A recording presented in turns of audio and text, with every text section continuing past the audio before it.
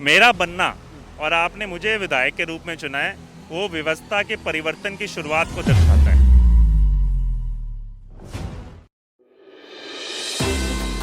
नमस्कार, आप देख रहे हैं एबीसी इंडिया। मैं अमित भोबिया। इस वक्त मेरे साथ एक युवा आपको नजर आ रहे हैं।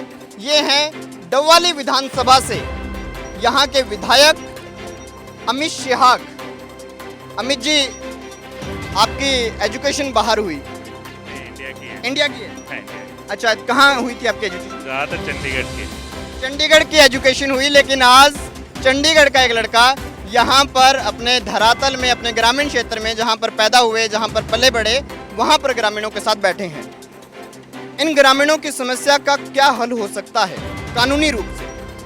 देखिए, जैसे जहाँ तक ये मुआवजे की बात है, जिसके कारण ये लोग सभी धरने पे बैठे, तो इसमें मैंने कहा, जैसे पिछली बार भी मैं धरने पे आया था, इसके तीन पहलू हैं। जहाँ तक कानूनी बात है कि जो प्रशासन के माध्यम से इसके ऊपर क्या, मैं डीसी महोदय के साथ मिलकर आया था, उनको भी मैंने एक मांग पत्र इनके माध्यम से कि जो मार्केट रेट आज की तारीख में, आप लोगों ने कलेक्टर रेट तकरीबन 10 लाख रुपए का यहाँ पे दिखाया, मगर जो आज की तारीख में रजिस्ट्रियाँ भी, और या मैं मानता हूँ जिस तरीके से जो सौदे हुए हैं, कम से कम 20 से 25 लाख का वास्तविक रेट है। तो उसका भी आप मान के चले, जब सरकार ये कहती है कि 4 गुना देने का काम करेंगे, तो तकरीबन मोटा मोटा 80 से 1 करोड़ रुपए का इनका बनता है। तो आज इनको दिया क्या जा रहा है? 28 लाख रुपए से लेकर 30-32 लाख रुपए के आसपास। तो ये वास्तविकता, ये उनसे मैंने संज्ञान में, और उन्होंने इस चीज़ का नोट लेते हुए भी जो नेशनल हाईवे अथॉरिटी हैं, उनके जो प्रोजेक्ट डायरेक्टर हिसार में, उनको ये जानकारी मुहैया कराई। आगे एक पत्र भी लिखा है, उस पत्र में बाकायदा, पिछली बार जब मैं आया मैंने दिखाया भी था, उस पत्र में बाकायदा ये मेंशन है कि भाई अमित शेहाग जी ने ये मांग रखी है और इनके ऊपर आप संवेदनशीलता दिखाते हुए दोबारा एक सर्वे कीजिए और उसके हिसाब से मुझे रिपोर्ट सौंपें। तो जो उस पहल है, उस प्रक्रिया के माध्यम से मैंने शुरुआत की है। डीआरओ से भी मेरी बात हुई थी कि इसके अंदर क्या पहलू और निकाले जा सकते हैं, और जिस तरीके से आर्बिट्रेशन के लिए, जैसे इनकी रिपोर्ट आ जाए, जो चौटाला वालों को मिल चुका है, तो उनकी जैसे रिपोर्ट आएंगी वो आर्बिट्रेशन के लिए डालेंगे। आज बूकशहर वाले कुछ साथी भी आर्बिट्रेशन के लिए वकील के पास गए, तो आर्बिट्रेटर जो रहेंगे वो डीसी महोदय होंगे। उनके सामने जो किस तरीके की दलीलें हैं, उसके अंदर भी मैं पूरी तरीके से मदद करने का काम करूँगा। और आधिकारिक रूप से यहाँ पे मैंने एक बात रखी थी, हालांकि समर्थन करने को सभी पार्टी के आते हैं, जेजेपी वाले भी उस दिन आके यहाँ पर बैठे थे, तो मैंने कहा यहाँ पर धरने पे बैठने के बजाय सही मायने सरकार, आज तो सरकार के भागीदार हैं, और कोइंसिडेंस से जो उप मुख्यमंत्री हैं वो इसी क्षेत्र के हैं, कोइंसिडेंस से उप मुख्यमंत्री के पास रेवेन्यू डिपार्टमेंट भी है। और अगर ये कहने की बात करें, जिस तरीके से ऑर्डिनेंस के लिए कह रहे हैं, किसी ने, कल मैंने उन्हीं के पार्टी के एक नुमाइंदे से बात सुनी, तो उन्होंने ये बात कही कि भाई एग्रीकल्चर जो है वो तो केंद्र का है, उन्हें ये शायद जानकारी नहीं है कि एग्रीकल्चर आज स्टेट सब्जेक्ट। और यहाँ पे सरकार के पास, अगर पंजाब सरकार लगी हुई है पूरी तरीके से उसे खारिज करने के लिए, तो हमारी सरकार को क्या पाबंदी है? तो मैं वही कहने की कोशिश कर रहा हूँ, इसी तरीके से जो रेवेन्यू है, जो स्टेट सब्जेक्ट है, और जो भूमि अधिग्रहण करने की जिम्मेवारी जो है, सही मायने में क्या रेट निर्धारित करना, वो स्टेट के माध्यम से आएगा।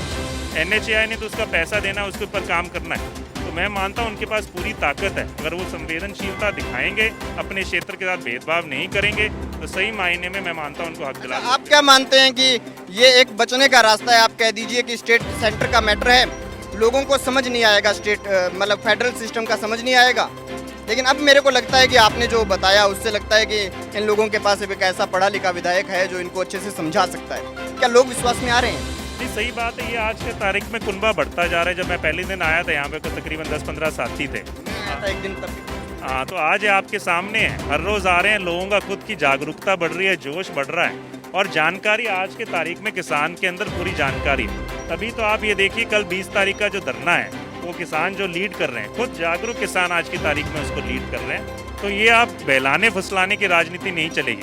आज की पार्टियों की मंशा क्या होगी? जब विपक्ष में होते हैं, चाहे मैं भी हूँ, विपक्ष में बैठे हम कुछ और बात करते हैं, सत्ता पक्ष में आते हैं तो बहाना लगा देते हैं कि ये तो केंद्र का है, उसका है। सही मायने के अंदर अगर आपकी विल हो, कुछ करना चाहते हैं, तो सही चीज़ों में बदलाव आ सकता है। और ये सही मायने में टेक्निकल रूप से जो मामला है, बहुत सारे ऐसे उदाहरण हैं जहाँ पर पहले मैं मानता हूँ, ये सिरसा जो डवाली से सिरसा रोड के ऊपर ज़मीन दी गई थी, उस समय भी आधिकारिक रूप से मुआवजा कम तय किया गया था कांग्रेस राज के दौरान, मगर जब आर्बिट्रेशन डाला गया, संवेदनशीलता दिखाते हुए अधिकारी और सरकार द्वारा, वहाँ पे 75 लाख से 1 करोड़ से ऊपर का मुआवजा बंजर भूमि के लिए दिया गया। उस भूमि के लिए। तो ये तो फर्टाइल लैंड है और आप खुद देख लीजिए, उसको 28 लाख रुपए का मुआवजा दे रहे हैं। तो किस तरह की बात है, कथनी करनी में अंतर है। सही मायने में किसान हितैषी वो दिखाना चाहते हैं, सिद्ध करना चाहते हैं, तो इस धरने पे बैठने के बजाय कलम चलाने का काम करें। अच्छा, एक बात बताइए, दुष्यंत आपके भतीजा लगते हैं पारिवारिक नाते में, कभी आपको, अभी आपके भतीजे पे, मैं राजनीति से परे बात कर लेता हूँ, उनके ऊपर बड़ा प्रेशर है इस्तीफे का। अगर वो इस्तीफा देंगे 6 महीने के बाद में जब चुनाव होंगे, तो आपको क्या लगता है कि कांग्रेस पार्टी धमाकेदार तरीके से एंट्री कर सकती है? देखिए, मैं आज की तारीख में जो, और अगर आपकी एंट्री होती है तो इस पुल के निर्माण के बारे में लोगों को क्या विश्वास दिलाएं? जहाँ तक पुल के निर्माण की बात है, सबसे पहले मैंने ये मुद्दा तकरीबन 2 बार मैं उठा चुका हूँ और इसके ऊपर लगा हूँ। 7 ऐसे पुल हैं हमारे टोटल यहाँ पर जो जर्जर हालत के अंदर है। और अभी हाल ही में मैं पहले ये मुख्यमंत्री जी के समक्ष भी, क्योंकि इरिगेशन महकमा उन्हीं के पास है, जो प्री बजट सेशन में डिस्कशन हुई थी उसमें मैंने मुख्यमंत्री जी के समक्ष ये बात रखी थी कि 7 ऐसे पुल हैं जो कभी भी हादसा हो सकता है। 2 पे तो आपने बोर्ड भी लगा दिए। तो उसके बाद उन्होंने कहा कि आगे मतलब उसके ऊपर उन्होंने नोट कर लिया। आगे मैं ACS साहब से मिला था, उन्होंने आगे जानकारी अपनी चीफ इंजीनियर चीफ के पास भेजी। फिर अभी कोई पहल नहीं हुई, कोरोना काल आ गया।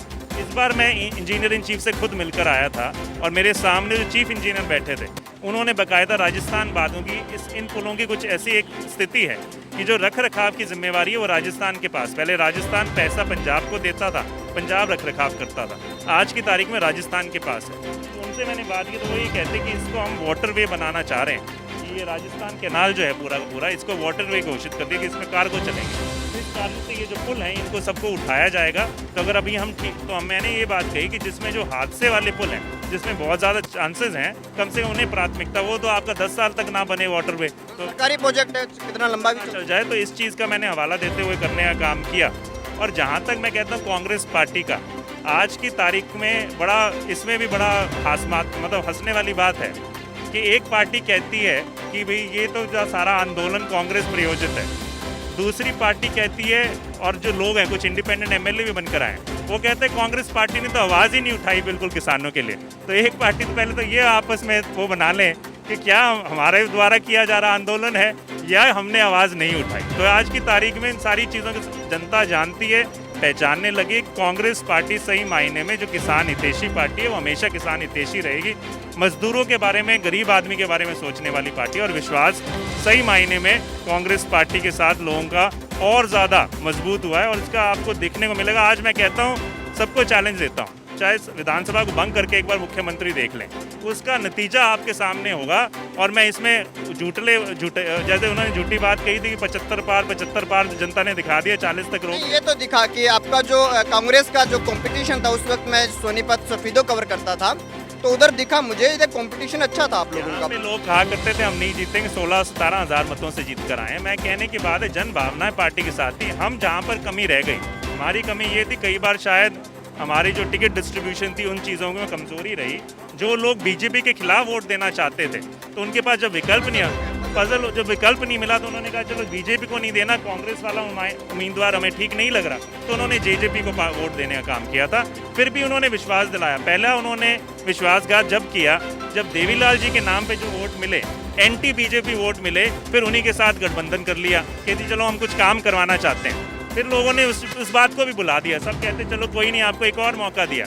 अब मौका आया कि किसान की जो पार्टी है वो आज की तारीख में चुप्पी सांधी बैठी है कि जब लठ पड़ते हैं तो वो कहते हैं किसानों पे लठ पड़े, वो कहते हैं हमें लठ पड़े। मतलब लठ खाने के बाद वो चुप बैठे हैं कि भाई हमारा, ना उन्होंने कोई निंदा की।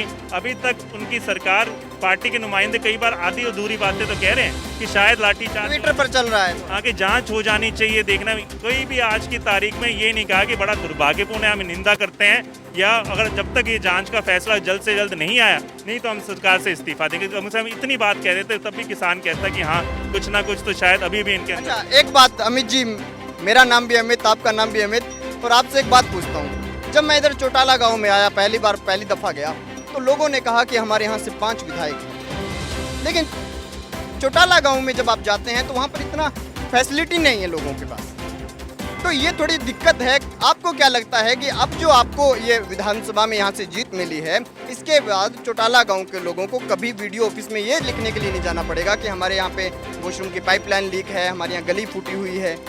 चौटाला गांव के लोगों को विश्वास दिलाओगे इस बात का?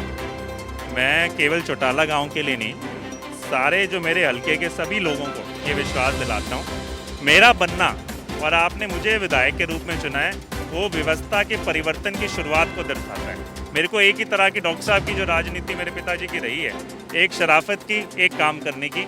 उन्होंने अगर 10 कदम चले, मेरी कोशिश रहेगी उसको 100 कदम और आगे बढ़ाने की। जहाँ तक चौटाला की बात में एक उसमें आपको एक बात बताना चाहूँगा। हमारे यहाँ पर एक दिन CLP की बैठक थी, तो कुछ नेता आए, मैंने उससे कुछ दिन पहले ही चौटाला में एक मीटिंग कॉल की थी। कुछ यहाँ के सामाजिक संगठन जो थे, हालांकि वो दूसरी पार्टी से संबंधित थे, उन्होंने कुछ काम देखा, उन्होंने मुझसे संपर्क किया।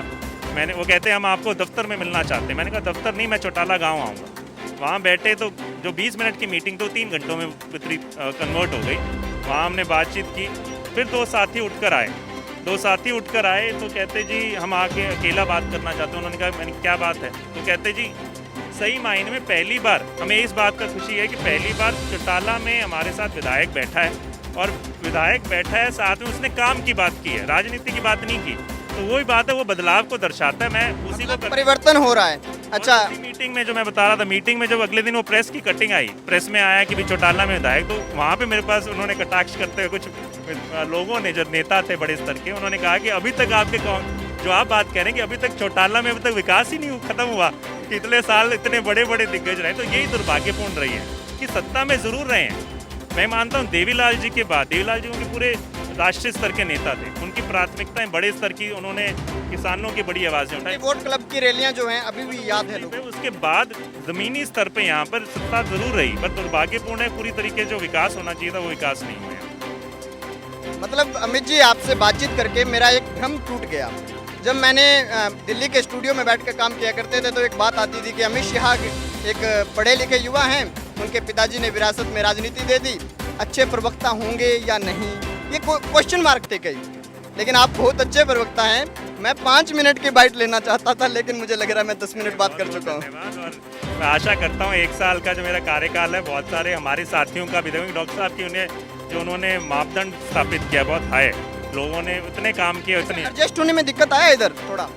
जब मैं ये मानता हूँ, कई लोग कहते हैं, मैं अगर आज मेरे से किसी दिन आप जैसे होता है ना कि टूर विद MLA, मेरे साथ आप कीजिएगा, तो मैं सही मायने में गाड़ी भी खुद ही चलाता हूँ, चंडीगढ़ से चाहे यहाँ तक हो, यहाँ पूरे हल्के में, और 10 घंटे 11 घंटे 12 घंटे, अभी चुनाव का सीजन है, कई बार 12-12 घंटे। अभी जैसे मैं सुबह चला था 9 साढ़े 9 बजे ऑफिस से, मलिकपुरा गांव होके, बिजू वाली गांव होके, फिर आज यहाँ धरने पे, उसके बाद शहर का। मैं ट्राई जरूर करूंगा आपके साथ एक MLA टूर विद MLA एक एपिसोड जरूर ट्राई करूंगा। मैं कह रहा हूँ आपको फिर आप सामने दिखाई देगा कि जब व्यक्ति के अंदर एक जोश और जज्बा हो, और वो खुद के स्वार्थ के लिए नहीं, अगर आप खुद के स्वार्थ के लिए सोचोगे तो आप 10-12 दिन के बाद आपकी मोटिवेशन डाउन हो जाती है, यार चलो क्या करना। जब जनता का हित या उनका स्वार्थ दिखाई देता है, कुछ देने की भावना हो, फिर आपको जोश हर रोज ऊर्जा बनती जाए, रात को थक के सोए भी हो, अगले दिन होता है यार कुछ और नया किया जाए, कुछ और बेहतर किया जाए। वही मेरी आज की तारीख में। खैर, आप किसानों को हक दिलाएंगे, इसके लिए जी जान लगा देंगे। मेरी तरफ से पूरी कोशिश है।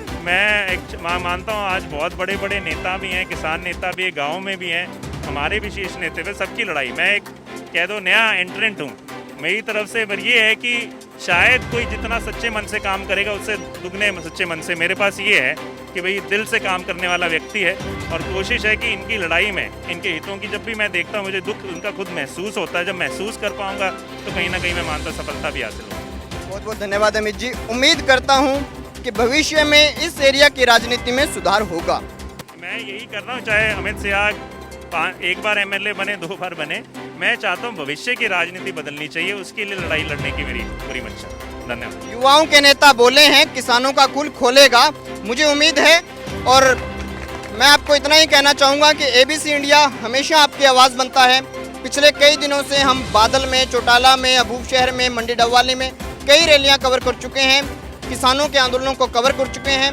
आपके मोहल्ले में, एरिया में कहीं भी कोई दिक्कत हो तो ABC इंडिया का नीचे फ़ोन नंबर भी है, जीमेल भी है, आप हमसे कांटेक्ट करिए। मिलना हो तो मंडी डबवाली 210 नंबर दुकान है अनाज मंडी के अंदर, वहाँ पर आ जाइए, वहाँ पर मेरा पूरा स्टूडियो सेटअप है।